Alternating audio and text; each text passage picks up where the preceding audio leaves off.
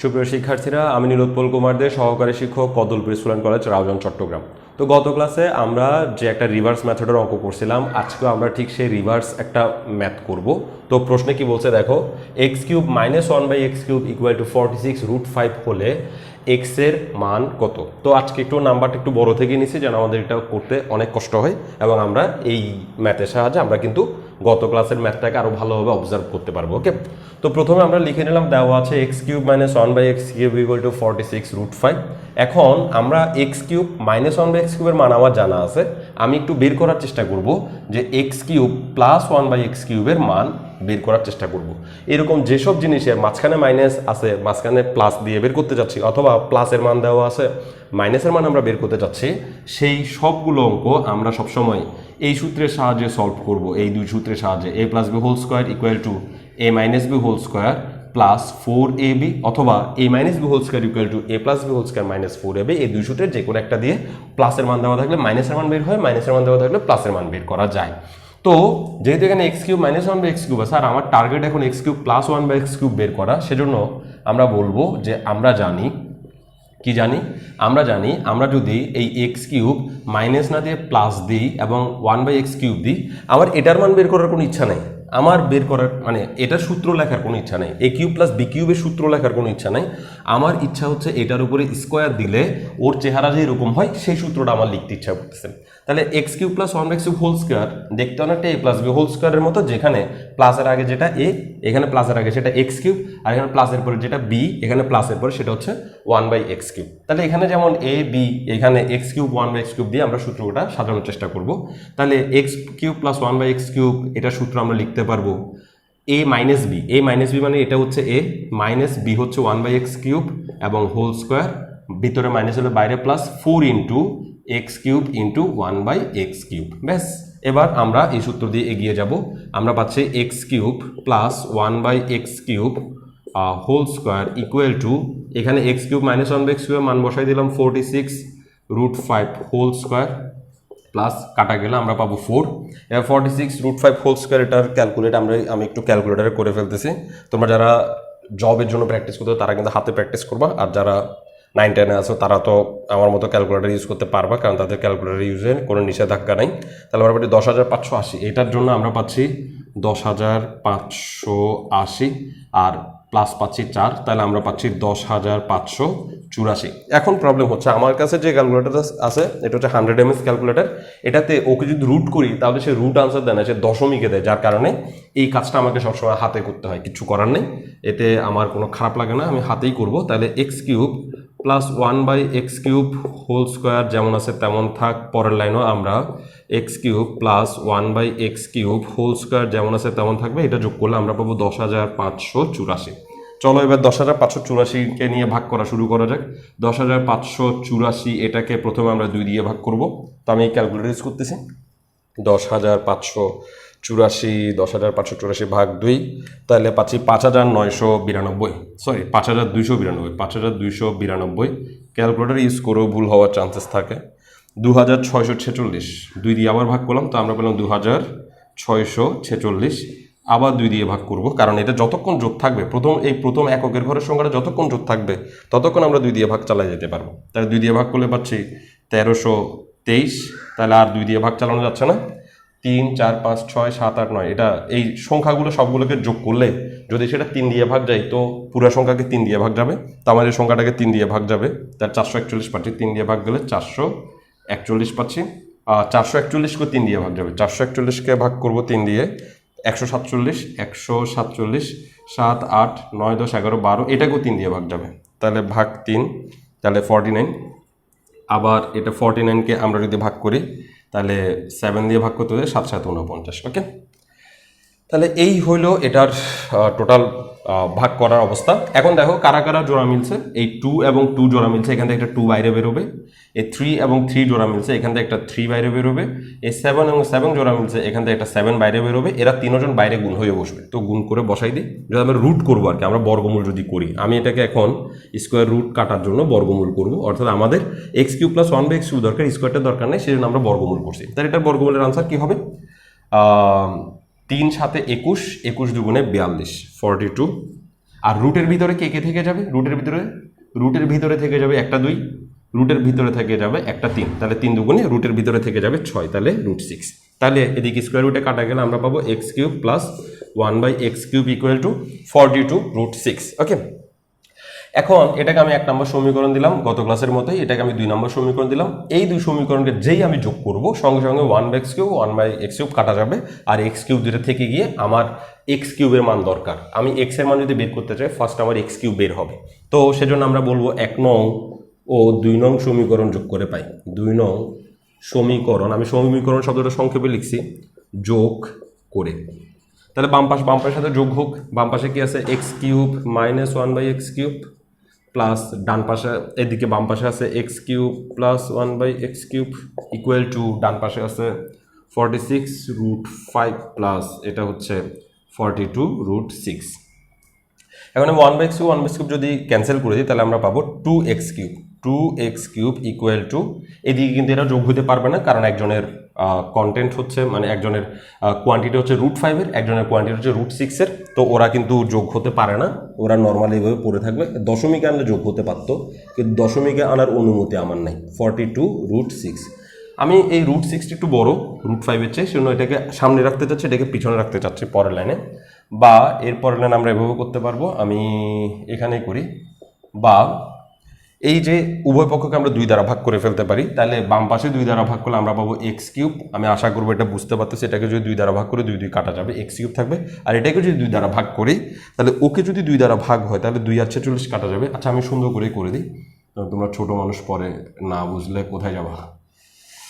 তাহলে পাচ্ছি উভয় পক্ষকে 2 দ্বারা ভাগ, 46√5 প্লাস হচ্ছে 42√6 ডিভাইড বাই 2, তাহলে 2 ক্যান্সেল, তাহলে আমরা পাবো যে x³ আর এখানে আমরা লিখতে পারি 46√5 ডিভাইড বাই 2, একই মায়ের 2 সন্তান পলিসি 42√6 ডিভাইড বাই 2, তাহলে 46কে যদি 2 দ্বারা ভাগ করি তাহলে আমরা পাবো 23√5 প্লাস এটাকে যদি 2 দ্বারা ভাগ করি আমরা পাবো 21√6। 21 দুগুণে 42 হয় আর 23 দুগুণে 46 হয়। ওকে, তো আমি একটু চাচ্ছি যে এই সংখ্যাটা একটু সামনে থাক, এই 21√6টা সামনে থাক, 21√6 এটা বড় তো সে সামনে থাক, আর 23√5 এটা বড় বলতে বোঝাচ্ছি রুটের ভিতরেরটা বড়, এই রুটের ভিতরেরটা বড় তাকে আমি সামনে রাখতে যাচ্ছি, আর এই রুটের ভিতরটা ছোট তাকে আমি পিছনে রাখতে যাচ্ছি। তাহলে x³ তো পেয়ে গেলাম। এখন দেখো আমার এখান থেকে x³ তাড়াতে হবে, এই কিউব তাড়ানোর জন্য আমাকে ঘনমূল করতে হবে। এখন ডান পাশের রাশিটা ঘনমূল ফরম্যাটে নাই, তো ডান পাশের রাশিটাকে ঘনমূল ফরম্যাটে আনতে হবে। যেহেতু এখানে দুইটা পদ দেখা যাচ্ছে, তো এটা a + b হোল কিউব এই ফরম্যাটে আমি আনার চেষ্টা করব। অর্থাৎ আমার এখন সর্বোচ্চ চেষ্টা থাকবে আমি যেন এটাকে এমন দুইটা সংখ্যা আমি নির্বাচন করব যাদের a + b হোল কিউব টাইপের আনসারটাই হবে 21√6 প্লাস 23√5। তো আবার গত ক্লাসে যেভাবে আলোচনা করছি ঠিক সেমভাবে আলোচনা করতেছি। a + b whole cube it's equal to আমরা লিখতে পারি a³ plus 3a² b plus 3ab² plus b³ আমার এমন দুইটা a আর b বেছে নিতে হবে যাদের এই ফরম্যাটটাই হবে যে 20, মানে এই ফরম্যাটটাকে ভাঙাইলে আমরা পাবো 21√6 প্লাস 23√5। কীভাবে আমরা সেটা খুঁজবো? আমরা এখান থেকে a এর পাওয়ার বিজোড় যে দুইটাতে আছে সেই দুইটাকে একসাথে করব। এই যে a³ একটা a এর পাওয়ার বিজোড়, আরটা হচ্ছে 3ab², এটাতে a এর পাওয়ার বিজোড় 3ab², দেখো a এর পাওয়ার বিজোড়। ওকে, আর আরেকটা ফরম্যাট সেটা হচ্ছে 3ab² যেটাতে b এর পাওয়ার বিজোড় এবং b³ এটাতে b এর পাওয়ার বিজোড়। ওকে, এখন এই ফরম্যাট থেকে এই দুইজনের একজন সমান হবে আর এই ফরম্যাটটা এই দুজনের আরেকজনের সমান হবে। তো আমি চাচ্ছি এই প্রথম 21√6 যেটা বড় সেটাকেই আমি এখানে রাখতে, যে 21√6, অর্থাৎ এই যে a + b হোল কিউবের যে সূত্র সেই সূত্রে যে 4টা পদ আসছে সেই 4টা পদের 2টা পদের যোগফল হবে যে আমি ভেবে নিলাম যে 21√6, তাহলে আর 2টা পদের যোগফল হতে হবে 23√5। আর আমি যদি ভেবে নিই যে এই 2টা পদের যোগফল হবে যে 23√5 ভেবে নিই, তাহলে এই 2টা পদের যোগফল হইতে হবে যে 21√6। অর্থাৎ তুমি তোমার মতো এখানে ফ্লেক্সিবিলিটি পাবা, কিন্তু তোমাকে বুঝতে হবে যে cube R A to the পাওয়ার 1 মানে এ এর পাওয়ার বিজোড় যে দুজন সেই দুজন একসাথে হবে, আর বি এর পাওয়ার বিজোড় যে দুজন সেই দুজনকে একসাথে এনে এই বিষয়টাকে সলভ করতে হবে। তো আমি চাচ্ছি যে √6 ওয়ালাটাকে প্রথমে রাখতে, অর্থাৎ এ কিউব এবং 3ab² এটার এদের দুজনের যোগফল আমি চাচ্ছি 21√6 হোক। ওকে, তো এখান থেকে আমরা গত ক্লাসে যেভাবে ফরম্যাটিং করছিলাম বি এর মান বের করছিলাম, ঠিক সেম ফরম্যাটে এগিয়ে যাব। 3ab² ইটস ইকুয়াল টু 21√6, এ কিউবকে পক্ষান্তর করে দিচ্ছি, তো মাইনাস এ কিউব। এখানে একে পক্ষান্তর করার মূল কারণ আমি বি এর মান বের করব।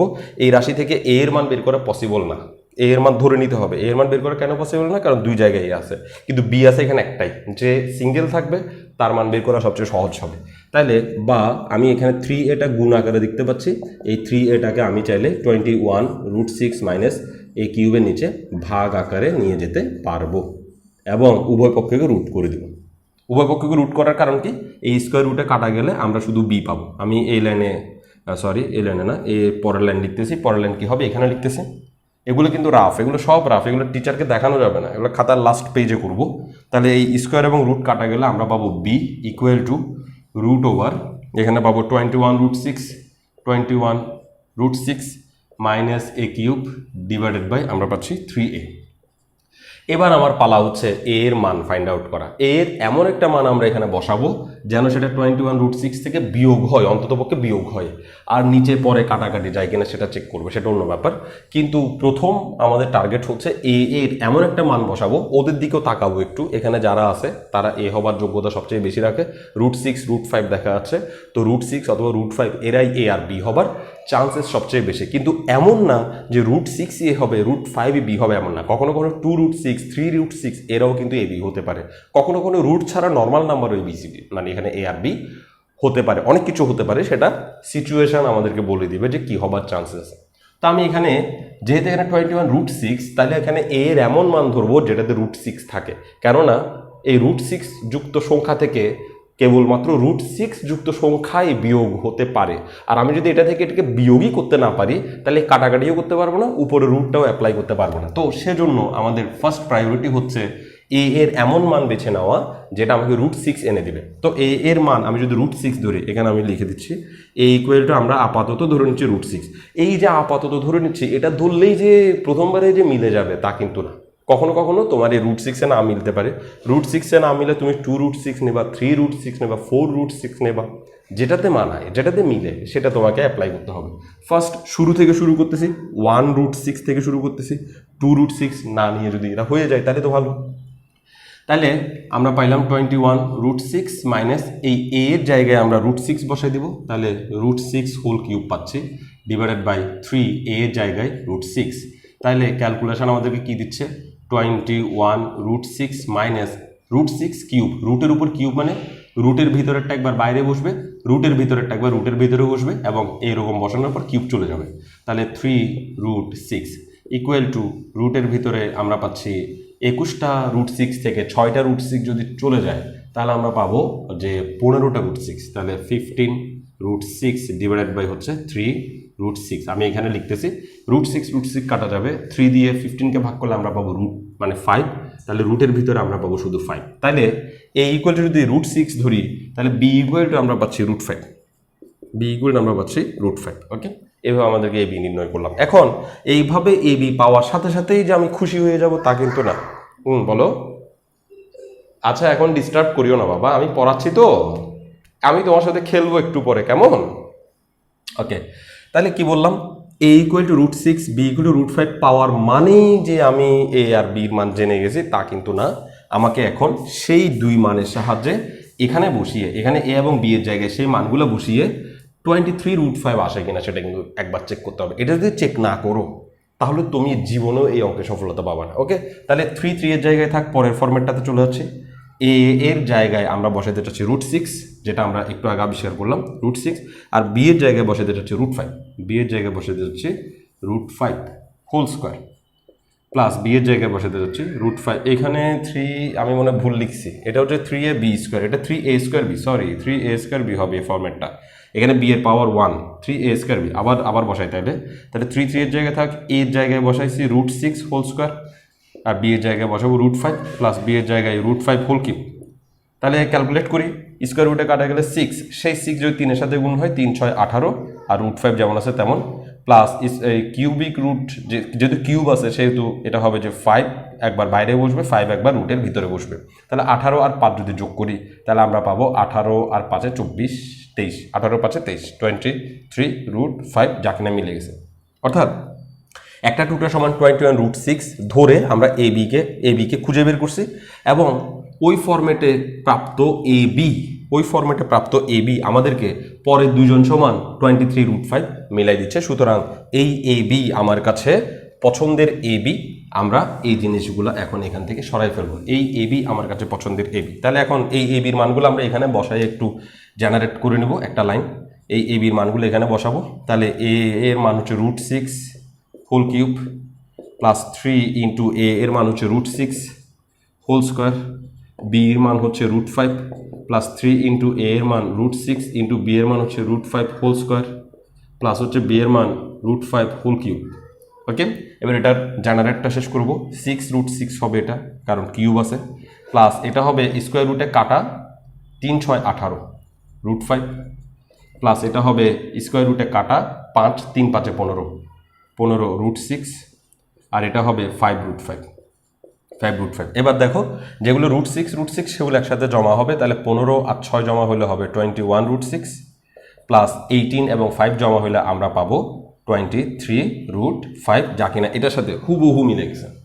এখন এই হুবহু মিলার কারণে আমরা এখন এই লাইন এর পরের লাইন লিখতে পারবো এটা, এর পরের লাইন লিখতে পারবো এটা, এবং এর পরের লাইন কি লিখবো সেটা এখানে আমরা জেনারেট করে লিখে ফেলতেছি। দেখো এখানে যেমন এ জায়গায় √6 বসেছি, এখানেও বাম পাশেও তো আমরা এ জায়গায় √6 প্লাস বি এর জায়গায় √5 হোল কিউব লিখতে পারতাম, তাই না? তাহলে এখন এই লাইনটাই হচ্ছে এটা লিখলাম, ইকুয়াল টু এর আগের লাইন কোনটা হবে? এর আগের লাইন হবে 6√6 প্লাস 18√5 প্লাস 15√6 প্লাস 5√5 প্লাস 5√5। এখন এর পরের লাইন মানে এর আগের লাইন এটা, এর আগের লাইন হবে যেটা এখানে, এর আগের লাইন এটা, এখানে এর পরের লাইন হবে এটা। তাহলে এটা কি হবে? √6 হোল কিউব প্লাস 3, যেভাবে আছে সেভাবে লিখবো, √6 এত কষ্ট তো করছি এই জন্য, যেভাবে আছে সেভাবে লিখতে পারার জন্য √5 এগুলো মুছে ফেললাম √5, তারপর হচ্ছে প্লাস হচ্ছে 3√6 ইন্টু √5 হোল স্কোয়ার প্লাস হচ্ছে √5 হোল কিউব। তাহলে এখন আমি এই লাইনটা একটু মুছে ফেলতেছি, এই লাইনটা আমার জায়গায় লাগতেছে। ওকে, তাহলে এই লাইনটা এখন লিখে ফেলছি। এখন এই লাইন কার সূত্র? √5 প্লাস √6 হোল কিউবের সূত্র। তো এই লাইনের বদলে আমরা লিখতে পারি √6 প্লাস √5 হোল কিউব। তাহলে এখানে বাম পাশে থাকবে x কিউব থেকে যাবে। এখন আমি উভয় পক্ষকে যখন ঘনমূল করব তখন এই রাফগুলো আমি আর রাখবো না, আমার রাফগুলোর দরকার নেই, কারণ রাফগুলো শুধুমাত্র বোঝানোর উদ্দেশ্যে আমরা করছি। রাফগুলো তোমরা খাতার লাস্টে করবা, লাস্ট পেজে করে এখানে এসে শুধুমাত্র উল্টা পদ্ধতিতে বসাই দেবো, পিছন থেকে লাইনগুলো এখানে জমা করে দেবে যেভাবে আমি করছি। তাহলে এটাকে আমরা কিউবিক রুট অ্যাপ্লাই করলাম, এখানেও আমরা কিউবিক রুট অ্যাপ্লাই করলাম। তাহলে এটা কিউবিক রুট এবং কিউবে কাটা গিয়ে এক্স হবে, আর কিউবিক রুট কিউবে কাটা গিয়ে এটা হবে √6 প্লাস √5। তাহলে এক্স এর মান আমরা √6 প্লাস √5 পেয়ে গেছি। এবং একইভাবে তোমাকে যদি 1/x বের করতে বলে তাহলে 1/x বের করতে পারবা, এবং এক্স আর 1/x বের করার পর তোমাকে যার মান বের করতে বলবে তার মানই কিন্তু তুমি আরামসে এখান থেকে বের করে ফেলতে পারবা, এটা নিয়ে ঝামেলার কিছু হবে না। তো আমি আশা করব যে এই দুই ক্লাসে যে দুইটা ম্যাথ আমি তোমাদেরকে বোঝানোর চেষ্টা করছি, এই দুইটা ম্যাথের মাধ্যমে তোমরা এই রিভার্স টাইপের কিউবের ম্যাথগুলো শেষ করতে পারবা। এর আগের গত ক্লাসের আগে যে ক্লাসটা আমরা করছিলাম সেটাতে আমরা স্কোয়ার টু দি পাওয়ার 4 এই টাইপের যে রিভার্স ম্যাথ সেগুলোকে আমরা সলভ করছিলাম, সেগুলো আমরা সহজে সমাধান করছিলাম। আর এই কিউবের ম্যাথটা কঠিন ছিল, সেজন্য আমরা কিউবের ম্যাথটাকে আলাদা ক্লাসে নিয়ে আসছি, এক ক্লাসে করিনি। এবং কিউবের ম্যাথটা আমরা দুইটা ক্লাসে আলাদা করছি যাতে তোমাদের ক্লাস করতে করতে বোরিং না লাগে। প্রথম ক্লাসে যদি তুমি কোনো কিছু ঘাটতি থাকে তো তুমি দ্বিতীয় ক্লাসে আসলে কিন্তু সেই ঘাটতি কাভার হবে বলে আমি মনে করি। তো আগামী ক্লাসে আমরা কিছু জেনারেলাইজড প্রশ্ন নিয়ে আলোচনা করব, অর্থাৎ আমাদের বোর্ডে যে কোশ্চেনগুলো আসে সাধারণত সেই বোর্ড কোশ্চেনগুলোর দেওয়া আছেতে একটু ঘ্যাবলা থাকে, সেই দেওয়া আছে অংশটা কিভাবে আমরা রিকভার করে x + 1/x x - 1/x ফরম্যাটে চলে আসব। কারণ আমরা জানি যে আমাদেরকে যে অঙ্কই করতে হলুক x + 1/x x - 1/x এই ফরম্যাটে আসলেই আমরা কিন্তু সেটাকে সমাধান করে দিতে পারবো। কিন্তু যদি x + 1/x আসতেই না পারে তাহলে আমরা বাকি অঙ্ক করতে পারবো। তো আমরা আগামী ক্লাসে বোর্ড কোশ্চেনগুলো একটু রিসার্চ করে সেখান থেকে জেনারেলাইজড প্রশ্নগুলো যেগুলা কঠিন, যেগুলোর উদ্দীপকটা একটু ঝামেলার, সেই উদ্দীপককে কীভাবে আমরা রেডি করব সেইটুকু অংশই শুধু প্র্যাকটিস করব, বাকি অংশ তোমরা পারবা। তো আগামী ক্লাস দেখার আমন্ত্রণ জানিয়ে আজকের ক্লাস এখানে শেষ করছি। ধন্যবাদ সবাইকে।